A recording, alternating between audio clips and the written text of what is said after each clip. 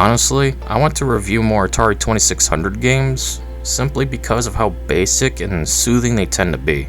You know, minus the ones that agitate the hell out of me with the likes of unexplainable gameplay and one-hit deaths. Point where you get a hammer and you go all bup it up. This is Ice Hockey, a simple hockey sports game. It was developed by Activision and published by, well, Activision. Much like the latter Backyard Sports series, it's a simple take on hockey. Unlike some other games I've played for the system, Ice Hockey doesn't really need an explanation on how to play. If you ever played any 2D or 3D era hockey game for any console or computer, then you already know exactly how this will go.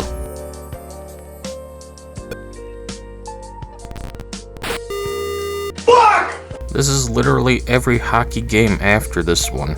If you played any NHL games on Sega Genesis, PlayStation, PlayStation 4, or PC, or just any platform before, then you've already played Ice Hockey for the Atari 2600, just with improved graphics, mechanics, sound effects, and overall just more stuff.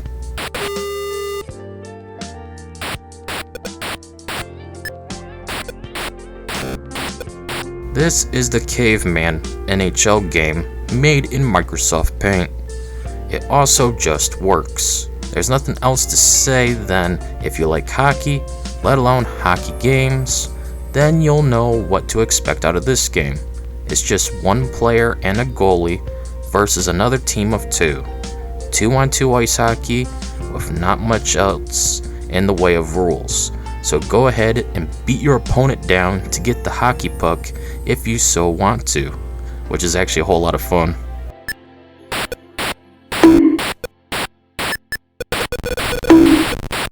What the hell? No. Atari games are very primitive. As such, there's not much you can do with the controls. It's literally just a joystick and a red button after all. So mechanically, it's basic and functional. It took me a second to get used to things since I haven't played a hockey game in years, but after a few minutes I was nailing everything down. Gotcha, bitch! When the hockey puck is near the middle, you control the figure out there. The one you control is displayed with a hockey stick, while the one you are not has nothing. This is the symbol of who's being controlled. It just works. If the other team gets near your net, you will control your goalie and have to fend them off. You can leave the net as there really isn't any rules in place, unlike say the NHL. You automatically switch between goalie and player depending on where the hockey puck is located. Using the red button, you can swing your stick. Oh my. And give the puck a good smack in whatever direction you're basically facing.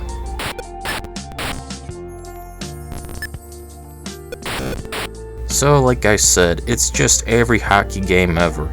You control one character at a time, whoever has the stick is your designated player. Later hockey games would go with a red arrow or a circle around the controlled character to symbolize who you're playing as.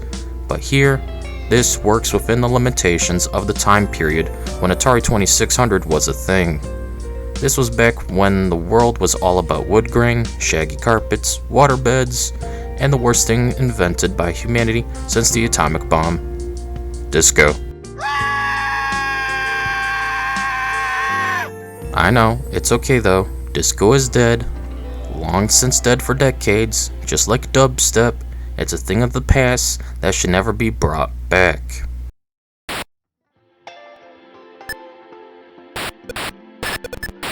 Anyways, you have to score a goal by hitting the puck into your opponent's net. Depending on where you're standing and the direction can also help determine where the puck will go when hit. Things tend to get chaotic as the AI controlled player or second player controlled player, depending on which mode you've selected, will try to hit the puck as well, and things become a bit stagnated.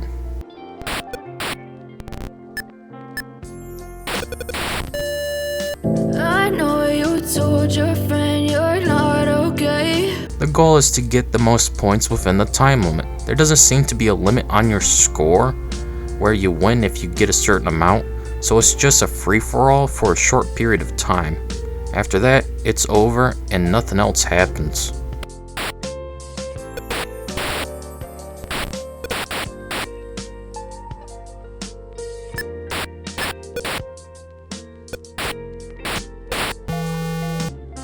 Turn it up! Turn it up! There's another mode to play, and that's 2-player. So get another person to play with you, or just play with yourself.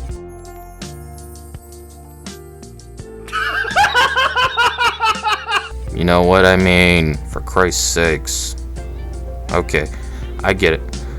I still have an immature sense of humor too, at the age of 30, but that's besides the point. 2-player mode is just the same as 1-player mode, except you have another person controlling the other team. Nothing else changes, and unlike Fishing Derby, there's no shark to ruin one's day. So that's good. Bite, bite, bite. Eat food for strength to bite, bite, bite. Make little turtles to bite even more. There's not much else to say other than I just wish when you win or lose there was the iconic screen flashing and sound effects like some other Atari 2600 games had at the time. Instead, much like Fishing Derby, it's just silent with nothing happening. That's kinda disappointing. When you play Atari, you expect there to be the screen flashings and the explosion sound effects and everything, but it is what it is.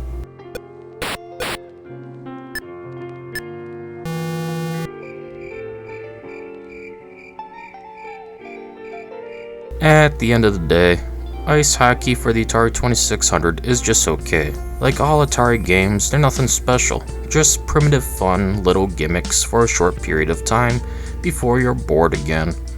But this is one I will recommend. The simple fun works here. The game is very easy to get into, unlike certain other Atari 2600 games. It's literally hockey with MS Paint figures. It works, and that's all that matters. Anyways, that's it for this video. See you all later.